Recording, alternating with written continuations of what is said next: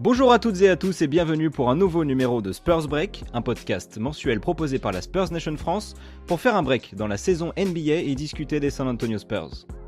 Nous enregistrons 2 jours après l'anniversaire de Tony Parker, l'un des plus gros steals de la draft NBA. Un peu comme les 2 membres du Big 3 de Spurs Break avec nous aujourd'hui, personne ne s'attendait à un tel niveau. Salut Jules, salut Benj. Bonsoir, Salut. bonsoir à tous. Bonsoir. Il est notre invité pour la 2e fois, on l'entend depuis les Amériques dans les podcasts d'envergure. Salut Ben. Salut, ça va? Eh ben ça va bien, merci d'être là. Bah, fait plaisir. Spurs Break 23e épisode, c'est parti. With the 28th pick in the 2001 draft, the San Antonio Spurs select Tony Parker of Racing Club Paris, France. You pass the ball to a lot of players, but probably not two as good as David Robinson and Tim Duncan. Enjoy it. I will pass the ball to Duncan Robinson, no problem. Merci Ben de revenir nous voir, on avait adoré t'avoir avec nous il y a 3 mois maintenant. Bah, merci, c'est gentil. Comme à chaque fois qu'un copain d'envergure vient nous voir d'ailleurs, merci à vous. Alors voilà, la loterie a eu lieu et les Spurs ont obtenu comme attendu le choix 9 avec les 20 et 25 déjà assurés. Avant de parler des joueurs à choisir, Ben, je voudrais te demander, est-ce que ça valait le coup de faire un play-in tournament pour n'avoir que le pick 9 ? Ben, c'est une question à laquelle c'est un peu difficile de répondre parce que ça dépend qu'est-ce qu'on souhaite.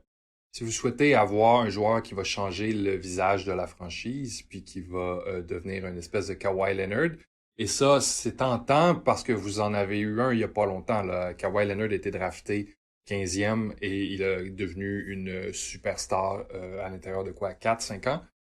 Donc, ce genre de joueur-là, je crois, au meilleur de mes connaissances, cette année, n'est pas là.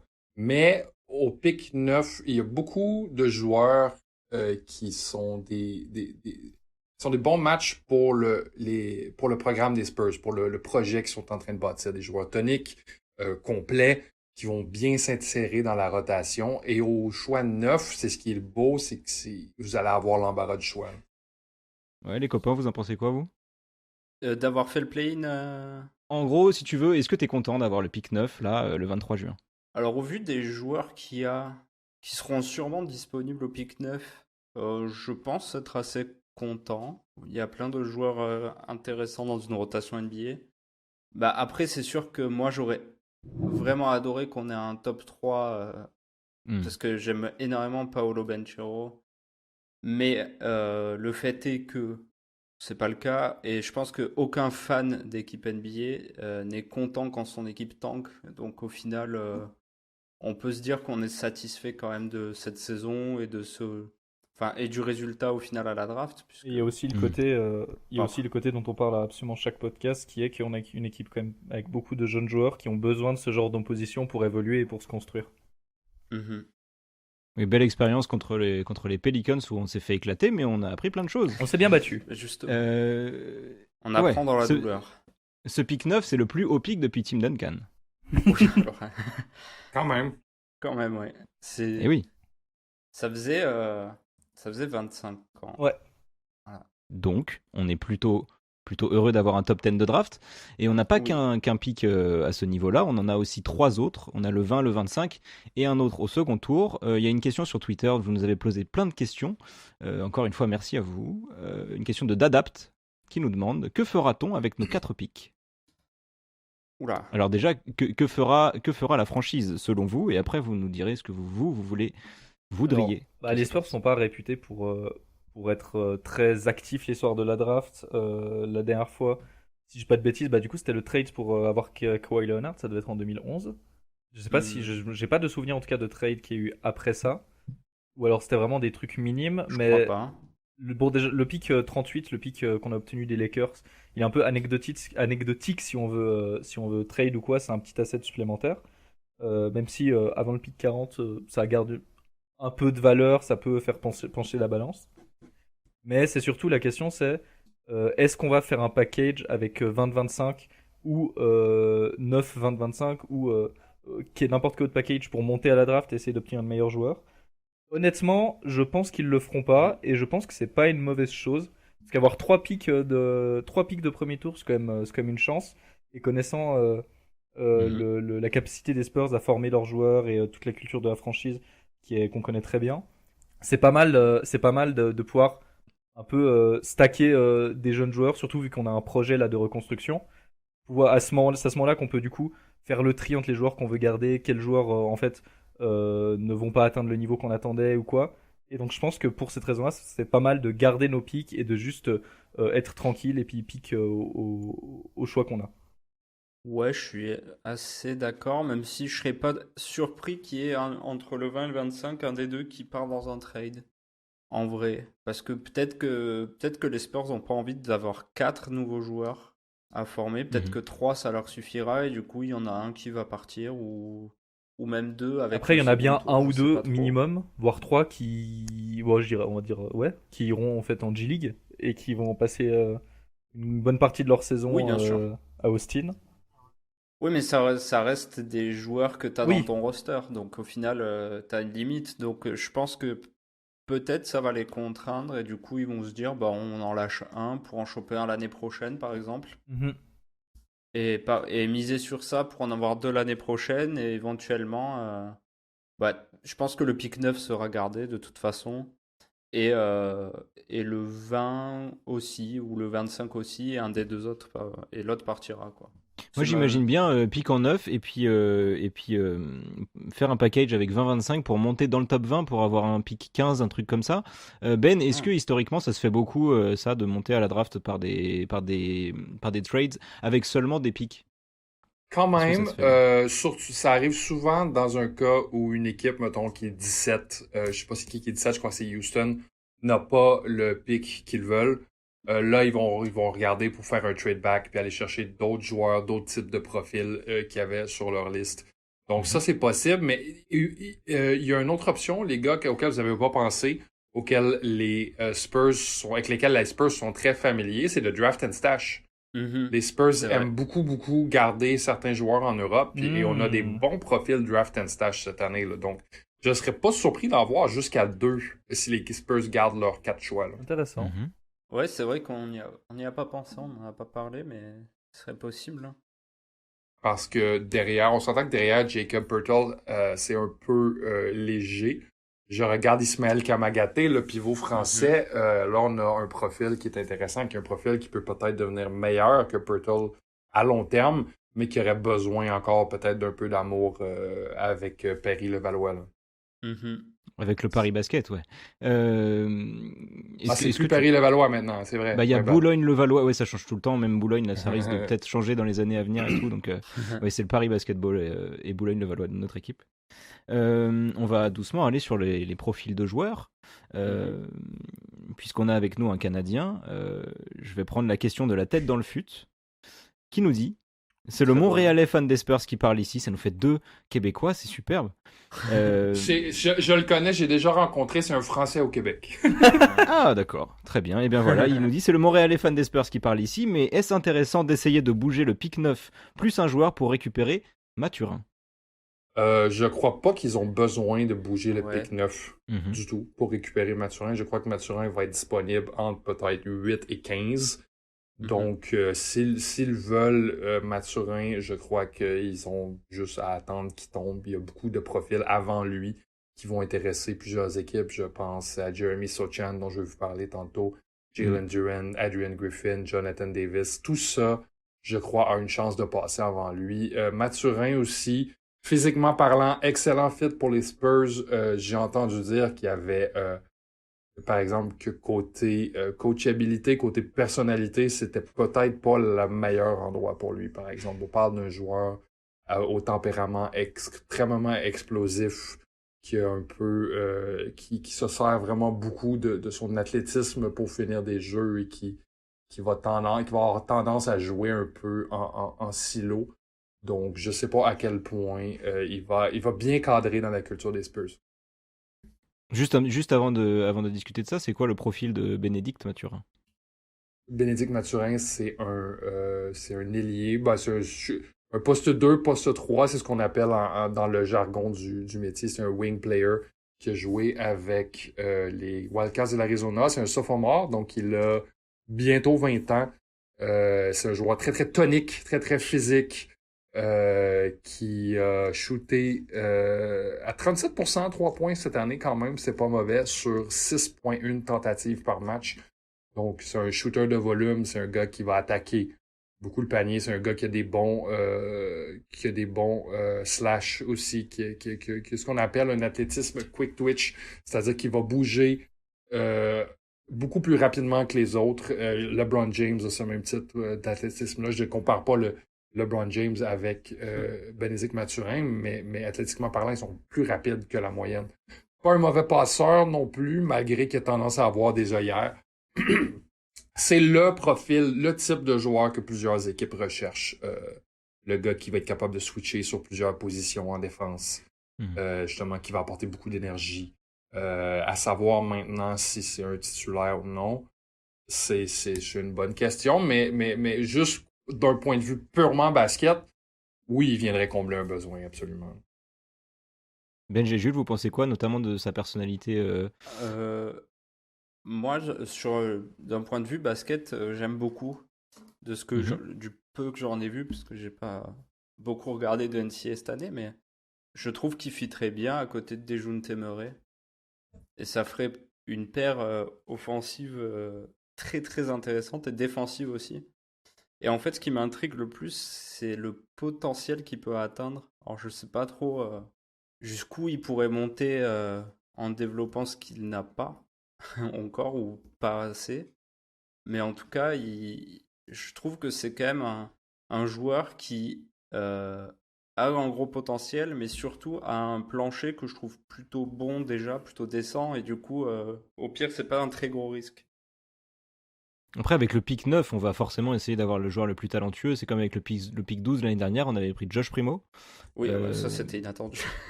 Benj, est-ce que tu peux nous faire le bilan de Josh Primo cette saison avec les Spurs?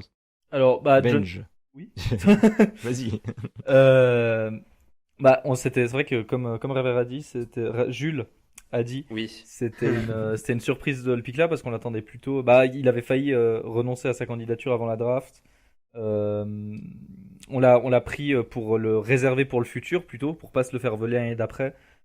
Parce que après on a vraiment vu que les scouts des Spurs ont vraiment vu quelque chose d'intéressant chez lui et quelque chose à développer. Donc en vrai, on est sur une première saison pour un rookie chez les Spurs qui est en vrai plus que correct. Il a passé une bonne partie de sa saison en G-League en faisant quelques allers-retours à San Antonio, en rentrant peu à peu dans la rotation, en prenant confiance en lui au fil de la saison. L'arrivée de Josh Richardson l'a aussi beaucoup aidé.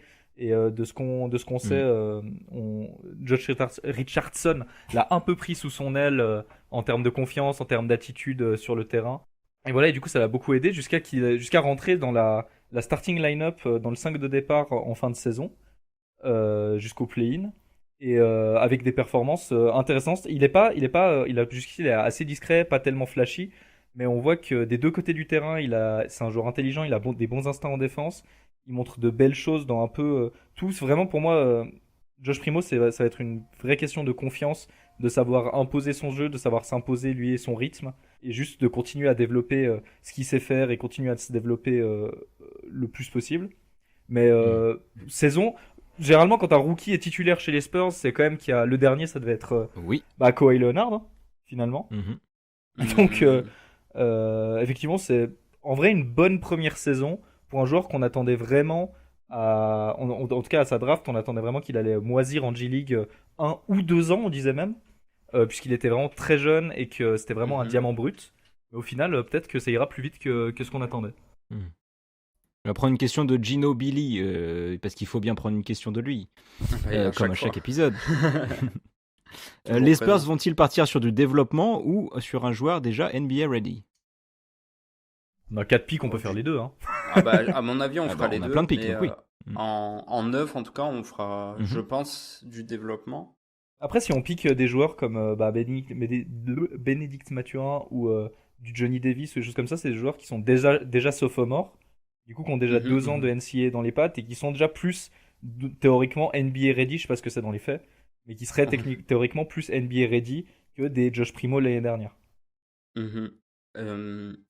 D'ailleurs, j'ai une question pour Ben. Oui. Est-ce que les Spurs, ils pourraient faire un coup où ils prendraient Ousmane Dieng en 9, comme ils ont fait avec Primo l'année dernière, finalement, ils prennent un joueur qui n'est pas attendu aussi haut, mais pour le potentiel, faire un coup comme ça? C'est très possible. Moi, je pense qu'Ousmane Dieng va être un des joueurs malheureusement drafté beaucoup trop haut. C'est un très bon joueur, c'est un bon créateur, il est très long, ce qui est une qualité qui ne s'enseigne pas en NBA, c'est-à-dire quand on est long puis on a un bon shoot, c'est très, très difficile à bloquer pour un joueur adverse, par exemple. Mais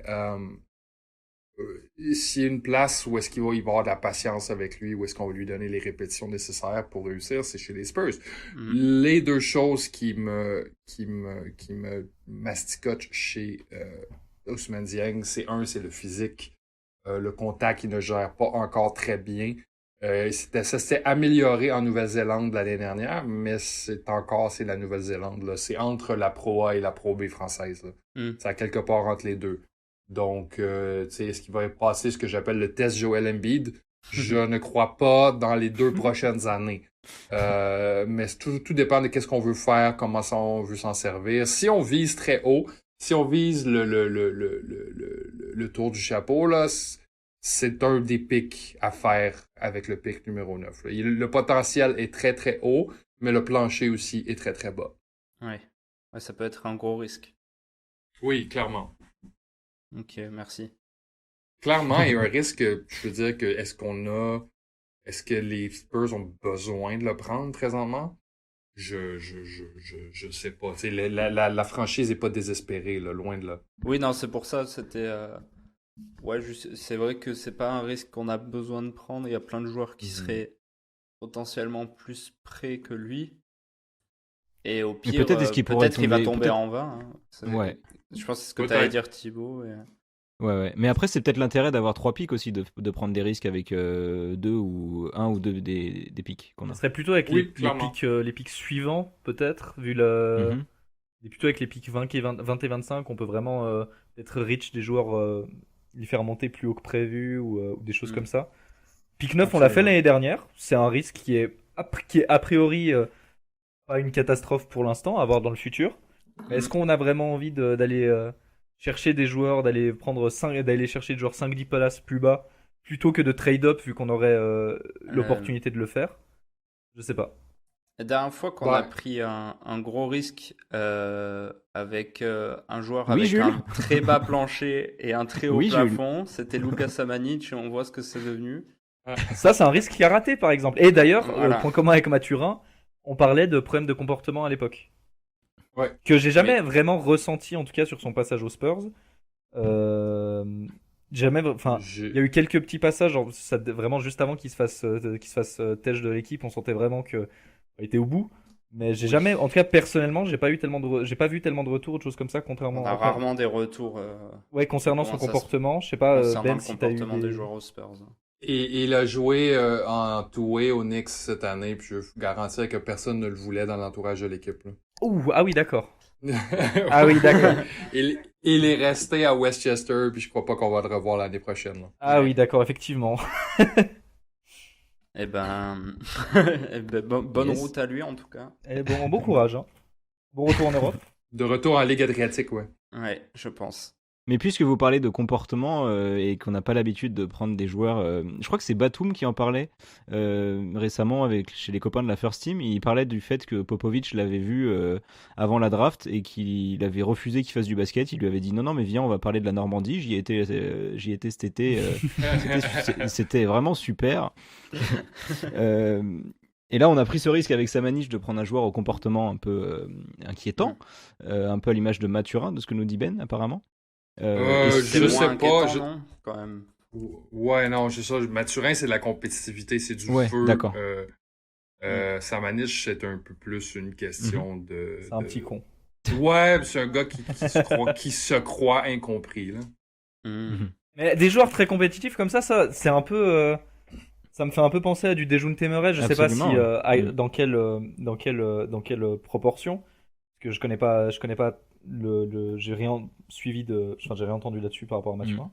Mhm. Mais Ouais. Dejounte Murray a ce côté très très compétitif, très focus sur Sur le basket. sur la victoire et sur les choses comme ça. Mm. Après, il y avait eu ouais, ces choses de comportement. Mhm. Est-ce que on peut avoir le même travail avec Mathurin ou vraiment faire comprendre que lui inculquer en fait la culture des Spurs et après, comme Dejounte Murray, comprendre que ça va pas passer par des performances individuelles ou des choses comme ça, mais que ça prend du temps ça dépend de Peut-être. l'intelligence du joueur aussi. Ouais, peut-être. Puis c'est ça, de son milieu. Tu sais, je sais que Mathurin, il a fait son basket à quelques rues de chez moi, là. Il vient d'un milieu quand même assez difficile. Donc, Ok. tu sais, ça vient forger la personne. Je sais que Dejounte Murray aussi vient d'un milieu assez difficile, Mhm. mais c'est un milieu quand même assez différent aussi, là. Donc, ça vient forger la personnalité. Certaines personnes, justement, s'enferment justement dans une discipline de fer. D'autres personnes veulent juste écraser tout sur leur passage. Puis Ben Mathurin est comme ça un peu. Moi, je trouve qu'il y a plein d'équipes, justement, où est-ce que ça pourrait fleurir. Je pense, Et ouais. entre autres, à Memphis. Les Spurs, peut-être aussi. Je veux dire, Dejounte Murray ne cadrerait pas dans la culture des Spurs lorsqu'il a été pris 29e. Et c'est une belle histoire de succès. Peut-être aussi. Mais moi, c'est pas le joueur que je prendrais au numéro 9. Après, on n'est pas dans Mathurin Break. On va parler d'autres joueurs un peu. Ouais. Quels sont les autres joueurs là au premier tour qui sont des nice guys, qui sont comme ça des gars qui pourraient être bien chez nous? Moi, Des j'aime bons joueurs de basket aussi. Oui, ça serait pas mal. Moi, j'aime beaucoup. Et je le veux à New York, honnêtement. Je le veux à New York en 11, mais j'aime beaucoup. Je vais en dire quelques-uns l'autre. Beaucoup ce joueur. Un jeune homme aux cheveux bleus de Baylor qui s'insérerait à un poste où les Spurs sont un peu légers. Le poste 4, Jeremy Sochan. Poste 4, 6 pieds 9, ça je crois que c'est 2 mètres 6. Et un corps 100 kilos, un corps d'athlète vraiment prêt pour la NBA. Il va avoir 19 ans demain, donc très très jeune. De loin le meilleur défenseur de la draft. De loin le meilleur défenseur de la draft. Le dessert. Il s'insère merveilleusement bien entre Poltel et Vassell. C'est un gars qui peut switcher sur toutes les positions. C'est un gars qui peut garder sur le porteur de ballon, sur tous les porteurs de ballon 1 à 5. Et c'est un gars qui peut venir en aide. C'est un gars qui peut jouer off the ball aussi. C'est un athlète. J'aime bien le comparer côté athlétique à Aaron Gordon. Ah oui, d'accord. Certes. C'est un athlète dans le même registre. Il y a peut-être un peu moins d'explosivité verticale que Gordon, mais c'est un gars qui bouge de la même façon avec une vitesse et il y a un vrai cerveau aussi. C'est un fils de son père est British, sa mère est polonaise. Donc il vient pas du même milieu, il vient d'un milieu un peu plus. Ouais, moi, tous ces problèmes de tir, parce qu'on s'entend que c'est pas un joueur parfait, là, c'est pas une superstar en puissance. Tous ces problèmes de tir sont des problèmes de tir que Kawhi Leonard avait en sortant de San Diego State et que Chip Angelin a réglé. L'espèce de catapulte au-dessus de la tête, la main raide. Tous ces problèmes-là, c'est des problèmes que Chip Angelin a déjà réglés. Un jeune joueur ici coachable avec des skills qui pourraient lui donner plusieurs minutes dans la NBA, qui fit le projet, qui fit l'alignement titulaire et avec des problèmes qui sont, ma foi, réglables. Ça sera pas, je pense pas que ce soit un Kawhi Leonard numéro 2, mais je crois qu'on aurait ici un joueur à très très haute valeur pour plusieurs années avec les Spurs. Puis un joueur, justement, qui recherche peut-être pas un gros marché, qui veut peut-être s'établir dans une ville comme San Antonio. Là. Alors, c'est super intéressant. J'ai une question qui m'est venue pendant ton récital. Défensivement, du coup, tu nous parles de potentiellement le meilleur défenseur de la draft. Ah, moi, je signe. Avec mon sang, c'est le meilleur défenseur de la draft. Alors, bon, le meilleur défenseur de la draft sur ton sang. Ne te fais pas du mal. Fais gaffe quand même. La question c'est parce qu'avec un pick 9 comme ça, une des grosses questions et un des des gros manques qu'on a dans cette équipe des Spurs actuellement, c'est de la création offensive. Mhm. C'est pour ça qu'on parlait de Bénédicte Mathurin, de Johnny Davis, si je dis pas de bêtises, c'est un bon créateur balle en main aussi. Des joueurs comme ça. Ouais. Oui. T'as le droit de m'envoyer me faire foutre. Je te dirais que ce range-là de joueurs, peut-être entre 5 et 12, c'est peut-être pas les meilleurs créateurs offensifs. Tu sais, on parle d'Adrian Griffin, Ok. qui est très 3&D, de Jalen Duren, qui est un poste 4, Johnny Davis, qui est pas vraiment, tu sais, c'est un profil un peu assez similaire à celui de Jeremy Sochan. Il est un peu plus vieux, c'est un sophomore, mais c'est pas un grand créateur en main. C'est un poste 2 aussi. Fait que dépendant de ce qu'on veut faire, Jeremy Sochan, Jonathan Davis, c'est soit un, soit l'autre. Bénédicte Mathurin, c'est vraiment le premier tu sais, puis encore là, on parle de profil qui projette comme un créateur. Fait que si on veut de la création, ce qui va être de la création secondaire, si on veut en avoir au poste 9, on regarde un Ousmane Dieng, on regarde un Blake Wesley, mais là, Malachi Branham, jusqu'à un certain point, Dyson Daniels. Dyson Daniels de G-League Ignite, ça serait un bon profil aussi. Australien, il est mesuré à 6 pieds 7 et demi en souliers il peut jouer poste 1, poste 2, poste 3, ce qui est quand même assez phénoménal vu son format. Donc, là, on parle d'un joueur avec un potentiel de création plus élevé. Mais là, est-ce qu'ils vont être disponibles en 20? Un joueur comme ça, est-ce qu'un Dyson Daniels va être disponible en 20? Est-ce qu'un Ousmane Dieng va être disponible en 20? Blake Wesley, probablement. Un Jaden Hardy aussi, mais un Jaden Hardy, il y a beaucoup de choses à fixer. Jaden Hardy était classé très très haut l'année dernière, mais ça a été un peu un shit show cette année en G-League. Je pense qu'il a shooté pour genre 39% ou quelque chose du genre. Là. C'est pas super. Là.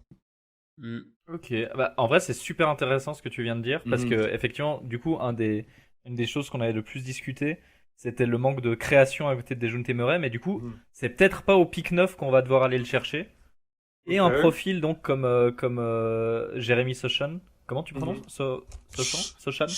Moi je dis Sochan, mais il y a des gens qui disent Sohan. Donc, je suis pas sûr exactement. Il y a des origines assez... je veux dire, est-ce que c'est un nom polonais? Je sais pas. Je pourrais pas vous dire. Dans le podcast, dans le podcast Locked On Spurs avec Jeff Garcia, ils disent Sochan. Sochan, ok, bon, parfait. Les Texans. Du coup, un profil comme Jeremy Sochan, qui, comme tu as dit, s'intègre parfaitement au poste 4, finalement, entre Vassell et Poltol. Ouais. C'est super intéressant. Du coup, si on se dit que... Ah bon, il resterait une discussion avec potentiellement Bénédicte Mathurin si on veut vraiment aller chercher de la création. Et pour savoir quel est le meilleur joueur des deux aussi, peut-être. Ouais. Après, il va rester d'autres joueurs. Si on parle que de meilleurs joueurs, il va y avoir d'autres joueurs dans la discussion, je suppose. Mais si on parle, est-ce qu'on value vraiment de la création à ce pic-là ou pas? Sinon, parce que t'as beaucoup parlé de défense, qu'est-ce que offensivement, du coup, on peut attendre de Jeremy Sochan actuellement et vers quoi il se projette dans ce côté-là du terrain? C'est ça. Il y a déjà quelques flashs de création qui sont gênés pas mal par sa mécanique de tir. Comme je dis, ça, c'est réglable. C'est vraiment de la création pour lui-même. C'est pas un excellent passeur encore, malgré qu'il essaie, surtout en open floor. Il est capable de gérer le ballon en open floor aussi. Donc ça, c'est quand même assez intéressant. Manque de séparation un peu. Il manque un peu de puissance côté séparation, mais ça peut se gagner dans le gym, là, dans la salle, comme vous dites les Français. Mais c'est ça, il y a pas de grosse garantie qu'on puisse donner sur comment il va fournir défensivement. C'est un joueur qui attaque bien le panier, un joueur qui regarde beaucoup, qui est en train de dormir sur le boulot, sur le terrain. Donc il fait des belles cotes, des belles attaques de panier arrière. Mais c'est ça, c'est un joueur, il y a plusieurs beaux éléments, mais il manque la colle entre les deux. Okay. Et je crois qu'à San Antonio, c'est un bon endroit pour coller pour coller les murs de la maison ensemble. Bah, ça Et du coup, ressemble tu à. nous parles- Ouais. Vas-y, Benj.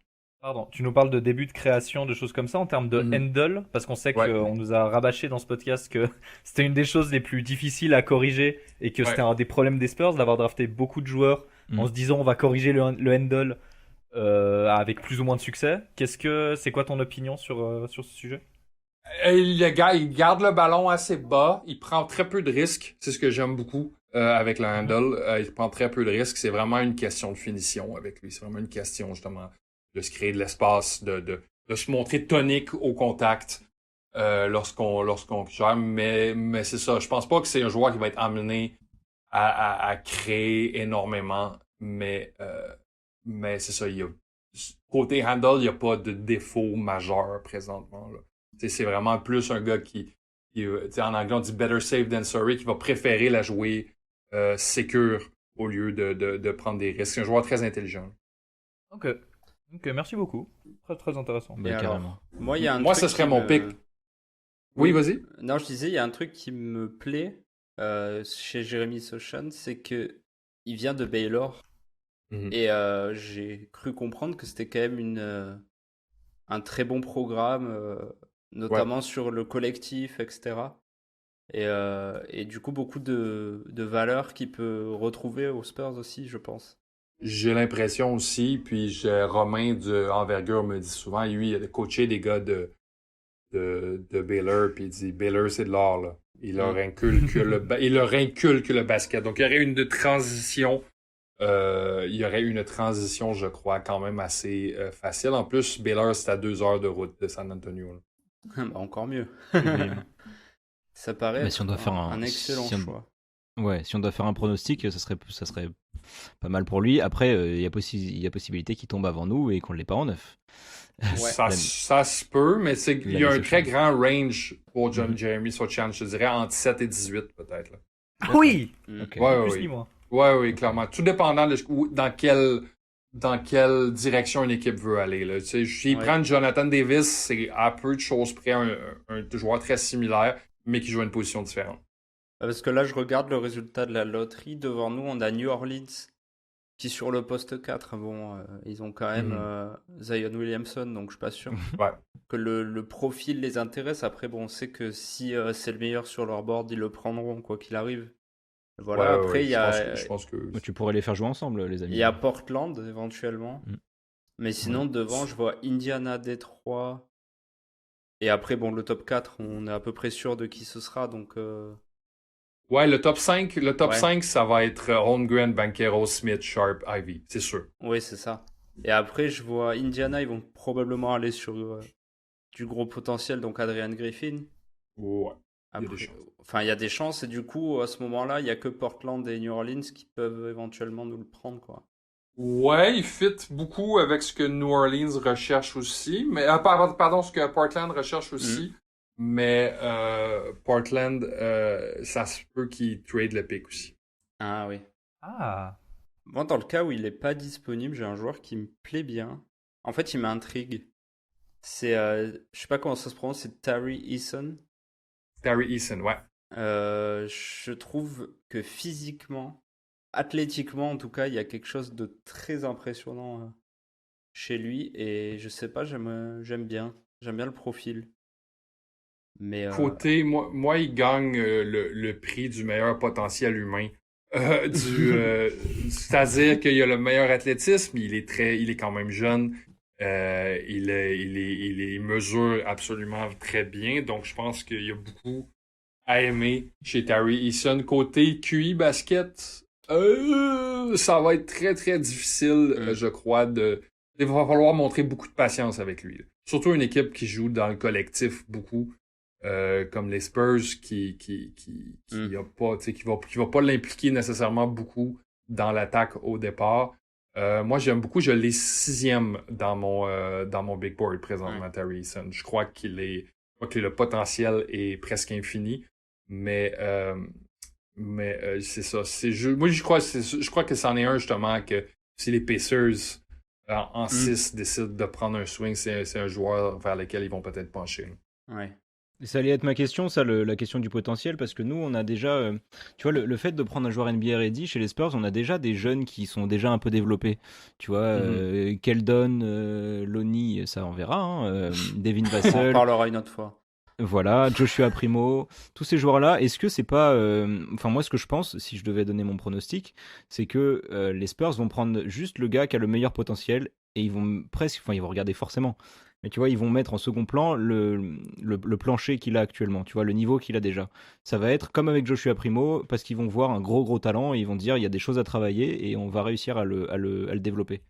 Donc mon avis c'est qu'ils vont prendre à fond sur le potentiel. Ouais, mais pour avoir lu un truc, c'était dans un livre sur le leadership que j'ai lu ça. Il y avait une entrevue avec Greg Popovich dedans. Ok. Puis il parlait de sa méthode pour drafter, savoir quel genre de caractère ça prend pour former une équipe. Puis il disait, j'ai besoin de joueurs qui sont capables de rire d'eux-mêmes. J'ai besoin de joueurs qui sont capables de montrer un certain niveau cognitif, de faire preuve d'ironie, en anglais on dit people that get over themselves, des gens qui sont pour qui leurs problèmes sont pas le centre du monde. Donc je pense que ça va jouer beaucoup aussi dans il va y avoir le potentiel. Je suis d'accord que le potentiel va être vraiment beaucoup, mais je pense pas qu'ils vont se mettre avec un pick neuf dans une situation où est-ce qu'il y a un joueur qui peut spinner hors de contrôle là. Encore une fois, qu'il est un trait de caractère que Dejounte Murray n'a pas du tout. En tout cas, ne semble pas du tout avoir. Mais tu vois, Murray était en 29 aussi, tu vois. Mais je pense qu'il l'a. Oui, bien juste sûr, bien que sûr. Il le montre pas. C'est quand même. Moi, j'ai entendu des bonnes choses de Dejounte à San Antonio, là, comme de quoi qui prenait vraiment des jeunes joueurs sous son aile, absolument. Qui essayait d'intégrer les gars à l'équipe, les nouveaux joueurs à l'équipe le plus possible. Donc, mais oui, au départ, c'est sûr qu'il n'y avait pas du tout ces qualités-là. Quand je dis ça, c'est par rapport, je pense, à ces posts sur les réseaux sociaux que je trouve très drôles. Ah oui, ben. Il a vraiment on dirait un peu un compte de motivation Instagram pour devenir millionnaire. Il a, started from the bottom, now we're here, en gros. Ou des choses comme ça qui sont un peu drôles parce qu'il les répète en boucle. Avec une majuscule à chaque mot, et ça, c'est important. Avec une majuscule à chaque mot, bien évidemment. Mais, je pense aussi que Dejounte Murray, je pourrais me tromper parce que en fin de draft, il y a beaucoup d'agents qui appellent pour leurs joueurs. Je sais que ça s'est fait beaucoup côté John Calipari avait fait ça beaucoup pour certains joueurs. Il y a peut-être quelque chose avec Rich Paul. Il y avait peut-être une poignée de main sous la table qui s'est fait avec Rich Paul pour Dejounte Murray, mais ça a été un énorme succès. Là. Le bel escroc Rich Paul. Il fait bien son puisqu'on travail. parle de Dejounte Murray, oui, Benj, tu as raison. Allez le suivre sur les réseaux, on s'amuse bien. D'ailleurs, on voit récemment qu'il a une nouvelle petite amie. Voilà, Oui. pour l'information. Tant mieux pour lui. Une nouvelle influenceuse Instagram. Absolument. Du coup, puisqu'on parle de Dejounte Murray, il y a une question sur Twitter de Flo Zlatan qui fait référence aux déclarations de Ben Chero qui a dit vouloir jouer avec Dejounte. Enfin, vouloir pourquoi pas, c'est des trucs comme ça. C'est la fraternité de Seattle, ça. C'est des déclarations justement de Seattle et qui demande si on peut rêver d'un trio from Seattle avec Dejounte Murray, Paolo Banchero et Zach LaVine. Oui, bon, le beurre et l'argent du beurre, quoi. Du coup, là, Oui. Et la laitière. Ouais, non, ben là, Peut-on rêver de ça? c'est à mon alors Paolo Banchero, j'ai vu que les Rockets étaient ouverts à un trade en 3, mais déjà même pas sûr qu'ils descendent en 3. Et en plus Pas sûr que Banchero tombe en 3. Ouais, mais voilà déjà, et pas sûr qu'on ait les assets qui intéressent les Rockets. À part nos picks de draft, mais genre si les Spurs montrent qu'ils ont vraiment envie de Banchero, en termes de joueurs, je sais pas si on en a qui fit avec leur situation à envoyer. Et du coup, à ce moment-là, il faudra qu'on lâche tous nos picks de draft pour avoir le pick 3. Donc je sais pas si c'est une bonne idée. Et pour Zach LaVine, effectivement, on en avait parlé avec, c'est une autre question. avec Benjamin une fois en dehors de ce podcast où on en avait parlé, mais faudra qu'on fasse de toute façon, on fera une preview de la free agency, je pense. Oui, on fera un épisode de débrief de la draft plus free agency. On a eu plein de questions sur la free agency. Je pense qu'on en mais parlera c'est pas à ce moment-là de Zach LaVine, mais ouais. c'est une éventualité parce qu'on a l'argent pour le signer. On a du cap. Mais on n'a peut-être pas le même projet sportif qui peut l'intéresser par rapport aux Bulls, quoi. Ou à d'autres équipes. Donc, Mais puisqu'on a un podcast draft, on va se concentrer plutôt sur voilà, l'option c'est ça. Banchero. Mais du coup, Banchero, moi je pense qu'on n'arrivera pas à trade up pour l'avoir. Et je sais même pas si ça intéresse la franchise. C'est un peu, j'en parlais sur le dernier épisode de Envergure qui est pas sorti encore. C'est un peu, je parle de sang beaucoup, là, mais c'est un peu, Paolo Banchero, c'est un peu un contrat qu'on signe avec son sang, là, c'est-à-dire que si Benoît le vampire. si on draft Paolo Banchero, on lui donne les clés de la franchise. C'est comme ça que ça fonctionne. C'est un joueur qui a besoin de la balle, c'est un joueur qui a besoin d'initier. C'est un excellent initiateur. Je crois même qu'il prendrait le rôle d'initiateur de Dejounte Murray. Mais là, est-ce qu'on débalance le projet en faisant ça? Je sais que s'il tombe à Houston va être très très heureux de lui donner les clés. Là. Je crois que Jalen Green lui-même va dire: ah oui, mon Dieu, viens m'aider. Moi, je vais juste finir sur tes magnifiques passes là. Orlando, donc, je pense qu'il serait content aussi. Donc c'est une question de timing, peut-être plus. Une question du timing qui est pas là pour les deux équipes, pour Paolo Banchero. Mais je dis pas non pour les Spurs dans le futur, mais là, c'est pas le bon moment. Là. Ouais, je suis d'accord. Je pense que de toute façon, ça se fera jamais. Ouais, je pense pas. On n'a pas ce qu'il faut pour intéresser Orlando, KC ou Houston. Et a priori, il ne descendra pas en dessous. Donc, même si effectivement un duo Murray-Banchero pourrait effectivement faire plaisir à tous les fans des Spurs, je pense qu'il faut enlever cette idée de sa tête et accepter le fait qu'on n'aura pas un joueur de ce calibre-là, en tout cas cette année. Ouais, et puis c'est correct. Les Spurs, là, je vais quoter le coach de Manchester United, Ralph Rangnick, pour les fans de foot. Les Spurs sont pas dans la business d'acquérir de la valeur, ils sont dans la business de créer de la valeur. Donc, je crois qu'ils vont juste garder le cap parce que ça va pas mal, ça va pas bien, ça va pas, on gagne pas les championnats à San Antonio présentement, mais ça va pas mal non plus. Là. Le projet est bien parti. Oui, voilà. Contrairement à Manchester United d'ailleurs. Ouais, non, ça on n'en parle pas. non, on n'en parle pas, non. Petite question par pure curiosité, absolument HS, mais tu parlais de Tari Eason avant. Ouais. J'ai ses stats sous les yeux, tu m'expliques comment il tourne à 3 styles par match? Il a des très longs bras, il a une possibilité d'accélération absolument incroyable. Des longs bras, des longues jambes. C'est abusé. Ah oui, physiquement, par le côté potentiel humain, il a tous les outils. Il a tous les outils. Il a un corps qui ressemble à celui de Kawhi Leonard. D'accord. Il ne jouait pas dans la même. Il ne jouait pas dans la même. Il jouait pas dans une grosse conférence, mais quand même, il a tous les outils pour devenir une brute. Là. Ouais, j'avais quelques profils qui me restaient au niveau du pick 20 à 25. Enfin, ouais. Ça reste des joueurs qui peuvent être pris avant, mais moi j'avais Malachi Branham, que je trouve intéressant au pick 20. Je sais pas s'il sera encore disponible.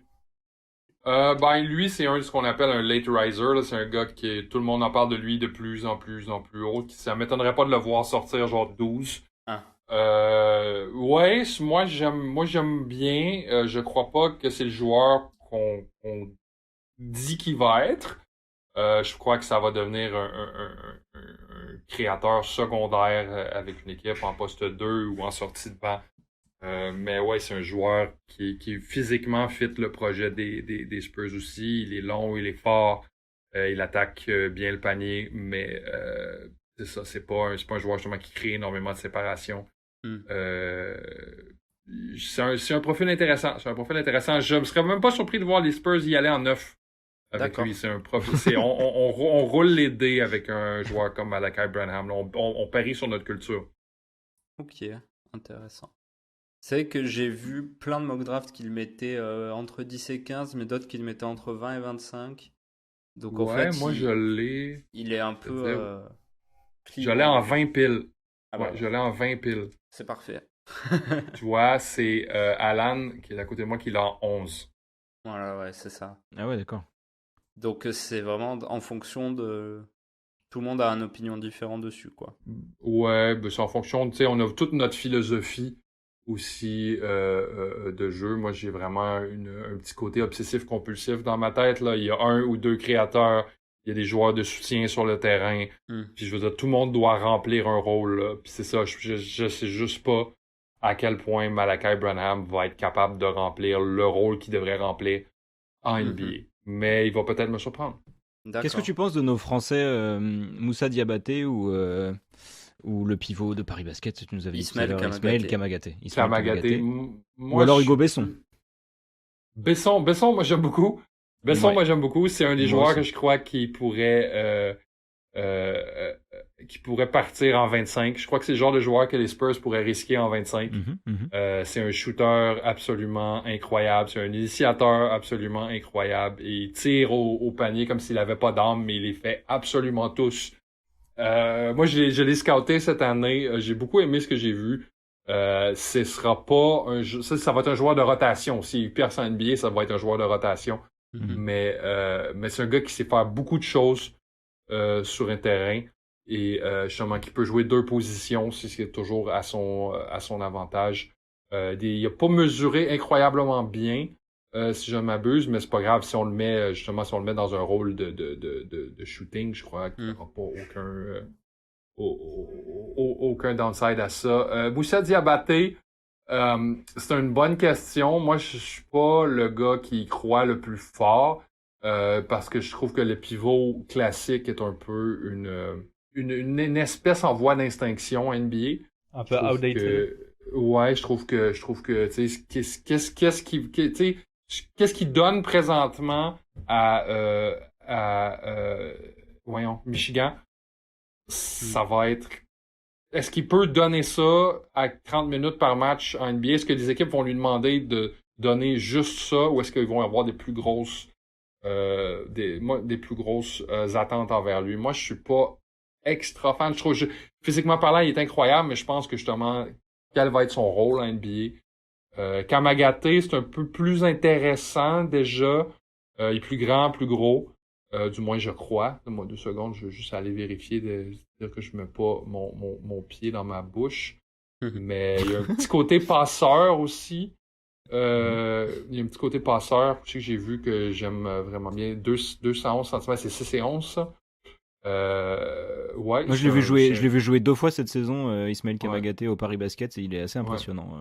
Ouais, j'aime bien. Il est un peu plus vieux, mais encore une fois, il joue avec des hommes déjà, il serait prêt à rentrer, puis justement derrière Jacob Poeltl, ça serait un bon pivot en apprentissage, puis je pense qu'on pourrait en faire des choses déjà. Il est un peu mince, les fautes, ça m'inquiète un peu, mais je veux dire, si on veut vraiment un deuxième pivot solide qui va apprendre des traces du premier, il y a Mark Williams de Duke. Ouais, je l'avais aussi dans les notes. Ouais, je sais pas. La dernière fois, je l'ai vu dans un mock qui était 13e, ce que je trouvais très très haut pour lui. Mais je crois qu'il est pas en dehors de la portée des Spurs à 20, puis je crois que c'est un joueur qui cadre très très bien dans la culture des Spurs, là, un fils de docteur. Puis il a des mensurations, enfin là j'ai vu au Combine, c'est 2m97 les bras levés, je crois. Ouais. Si j'ai bien lu. J'étais halluciné un peu. Ouais, il est énorme. Il dunk sur la pointe des pieds. Hein, c'est ça. C'est assez impressionnant. C'est Boban-like. Oui, sauf qu'il a 2m33 d'envergure, je crois que j'ai lu. Ce qui est... Il bouge mieux que Boban, ça je vous le confirme. Ce qui est rassurant. Oui, puis c'est ça. Mais ça, c'est un pivot un peu à la Poeltl, là, qui reste un peu à la maison, qui protège le cercle. Un plus grand potentiel offensif, mais je veux dire, attendez-vous pas à des miracles. Non, bien sûr. C'est pas Karl Anthony Towns. Là. Non, bien sûr, mais ça peut être un bon pivot de rotation à prendre en 20 ou 25. 100%. Ça, Jules, tu parlais du draft combine. Hier, il y en a vu plein de séquences sur le shoot, et Hugo Besson a été le meilleur sur ça. Il a été incroyable. C'était pas Terkavian Smith qui était fini premier, Besson était fini deuxième, je crois. Peut-être, mais il a fait des folies. Voilà, on les a vu qu'on est en France ici, on l'a eu partout sur les réseaux. Oh, il est incroyable. Hugo Moi, c'est un peu Besson, mon chouchou en 20-25, j'aimerais bien l'avoir chez nous. On peut peut-être l'avoir en 38, hein. Peut-être. Parce que ça, il n'y a pas des énormes mensurations. Là. Peut-être que ça va faire peur aux équipes. Mais Turkavian Smith aussi, c'est un joueur, je crois, qui devrait intéresser les Spurs. Mais ça, il devrait probablement être disponible en 38, je pense. C'est un bon classique. Le meneur de North Carolina State, qui peut jouer poste 1, poste 2, beaucoup de création. Shoot à 37% à 3 points, bon défensivement, long, emmerdant, et il a brûlé les tirs à 3 points là, hier. Intéressant aussi. Il y en a un qui m'intrigue aussi, c'est Nikola Jovic. Oui, en draft and stash. Ouais, en draft and stash, quand on en a parlé tout à l'heure, je me suis dit, tiens, ça pourrait être, ça pourrait être lui en 25. Absolument. Que je trouve intéressant, même si bon, physiquement il est pas très impressionnant. Ouais, il est grand, mais il n'a pas une envergure démesurée pour un intérieur. C'est ça. C'est un type à la Danilo Gallinari là, qui shoot par-dessus les gens. Mais non, un autre bon candidat pour le poste de meneur, pas de meneur, pardon, de pivot secondaire, c'est un dénommé Jalen Williams de Arkansas. D'accord. Qui, je sais pas si vous vous rappelez, les gars, Josh McRoberts. Non. Josh McRoberts, c'est un joueur qui jouait qui a roulé sa bosse au travers de la ligue, puis à Miami, Eric Spoelstra, qui est comme un des grands génies de notre époque, a trouvé que c'était un excellent passeur. Il l'a mis comme créateur secondaire sur les elbows dans la raquette, et il est devenu un joueur à une très haute valeur. Il me fait penser un peu à Josh McRoberts, Jalen Williams. C'était quelle époque, ça? C'était 2014, peut-être? Ok. Entre 2012 et 2014, là, c'était un joueur... c'était pas un joueur titulaire, mais c'était un joueur qui était très, très emmerdant à jouer. Là. On le mettait dans des situations de dribble hand-off. Il pouvait finir, il pouvait attaquer. Les gens l'appelaient... Il a joué de 2014 à 2017, donc c'est un peu plus tard. L'époque post-LeBron, mais il a fait des... trucs, il y a eu, je crois, 4.3 passes décisives par match. Là. Ok. Pour un pivot, c'est quand même assez impressionnant. Là. Il a même fait un match à 13 passes décisives contre les Mavs en 2014. Ouais, non, mais c'est ça, c'est un joueur qui est emmerdant à jouer. Donc, Jalen Williams, mettons en 25, je crois que ça changerait. Ça ferait un bon changement de pattern avec Jacob Poeltl. Ok. Ouais, c'est intéressant aussi. Parce qu'on Avant d'aller vers la... Ouais. Oui, vas-y. Avant d'aller vers la fin de... Alors, vas-y, toi. Non, c'est pas Zach Collins qui va durer longtemps. Là. Et non. Surtout qu'il est même pas, c'est même pas garanti son contrat à Zach. On verra ça plus tard dans l'épisode. Free agency et tout ça. Avant de passer à la fin du podcast, prochain épisode, avant de passer à la fin du podcast, quels sont vos petits chouchous? Moi, j'ai parlé d'Hugo Besson, les copains. Quels sont vos petits chouchous que vous voudriez voir là, vos souhaits, comme ça, pas des pronostics, vos chouchous? Donc hors pick Spurs, genre n'importe qui. Voilà, juste toi, le joueur que tu voudrais comme ça. Moi, j'avoue que c'est pas tellement chou, mais Shaedon Sharpe, je suis trop intrigué. Parce qu'il peut donner un NBA. Ouais. Mais on l'a pas vu en fait. Très lourd, Shaedon Sharpe. Mais du coup, ouais, je sais. Enfin, j'ai l'impression qu'il peut être une star. Comme j'ai l'impression que ça peut ne pas fonctionner, vu qu'on sait pas grand chose de lui, en tout cas sur sa saison, sur cette année, quoi. C'est du très lourd, Shaedon Sharpe. Pensez Bradley Beal. Là. Ouais, voilà. Oui, non, mais c'est pour ça. C'est pour ça qu'il m'intrigue. Et sinon, en joueur qui pourrait tomber aux Spurs et que j'aime beaucoup, il y a quand même Jalen Duren que j'aime bien. On nous en a parlé sur Twitter en réponse aux questions posées. Il y a plein de fans des Spurs qui l'aiment beaucoup parce que c'est un grand pivot. Les fans des Spurs, ils aiment trop les pivots, je sais pas pourquoi. Ça fait des années on nous parle qu'on n'a pas de pivot, machin. Et qu'à chaque fois qu'on fait le podcast, les gens nous parlent qu'on fait des podcasts sur la draft, les gens nous parlent de pivot. Alors qu'on avait Drew Eubanks, ils sont satisfaits de rien ou quoi? Il a mis 38 points aux Blazers, ils attendaient quoi d'autre? Ben, je t'ai juste retenu par Popovich. Moi, je suis pas fan de Jalen Duren, enfin pas fan du profil à ce pic-là. Honnêtement, je me suis surtout beaucoup intéressé enfin beaucoup, c'est faux. J'ai surtout un tout petit peu regardé les joueurs aux alentours du pick 9. Du coup, moi, je suis très très fan de Bénédicte Mathurin. Parce que j'aime beaucoup l'idée d'avoir un créateur à côté de Dejounte Murray. J'aime beaucoup son profil, bon shooter, peut vraiment créer pour lui. Et je pense que... Enfin, j'aime beaucoup son profil. Mais oui, Nikola Jovic aussi m'a un peu intrigué. Mais sinon, C'est surtout pour son nom. Hein. Ouais, et depuis du coup 20 minutes, Jérémy Sochan est très intéressant. Ben, ton chouchou, toi, qui tu nous souhaites Moi, avoir le 23 juin? Moi, j'aime beaucoup Kennedy Chandler, le meneur de Tennessee, que D'accord. plusieurs mettent en bas de premier tour parce qu'il est très court. Il a les mêmes dimensions que Chris Paul. Mais c'est un gars qui sait défendre pour son poids, qui est très très difficile à faire reculer, qui est un maestro à l'attaque. C'est le meilleur passeur de la draft, avec Paolo Banchero peut-être. Et il y a quelque chose, il y a un profil à la Kemba Walker des bonnes années qui se dessine chez lui. Un gars vers qui je me suis bien réchauffé, c'est Dyson Daniels du G League Ignite, qui a grandi pendant l'année, puis qui peut faire plein de choses sur un terrain, qui peut cocher plein de cases. Sinon, mon petit chouchou canadien, Leonard Miller, va peut-être rester à la draft, peut-être que non. Qui faisait 6-3 il y a 2 ans, il fait maintenant 6-9. C'est une espèce de guard ailier qui fait tout sur un terrain, là, qui passe, qui défend, qui shoot. Ça, j'ai bien l'impression que les Spurs vont lui donner un bon coup d'œil. Ok, messieurs, est-ce que vous voudriez finir avec quelque chose avant qu'on passe au quiz? Non, moi Je suis prêt pour le quiz. Je crois qu'on a tout dit. C'est bon. Prêt à aller se faire déglinguer. Ouais. Ce qui nous a C'est pas dit, c'est pas dit. Non, c'est non, pas dit mais puisque c'est un qui suis-je. Ah ouais. D'accord. Et ok. oui. Bon, vas-y. Il s'agit J'aime bien. d'un qui suis-je. Messieurs, game time.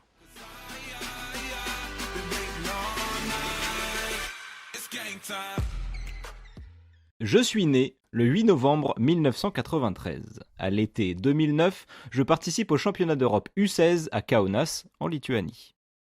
Un pays contre lequel mon équipe nationale perd à l'issue de la phase de poule, pendant laquelle je tourne à 12 points et 5 rebonds.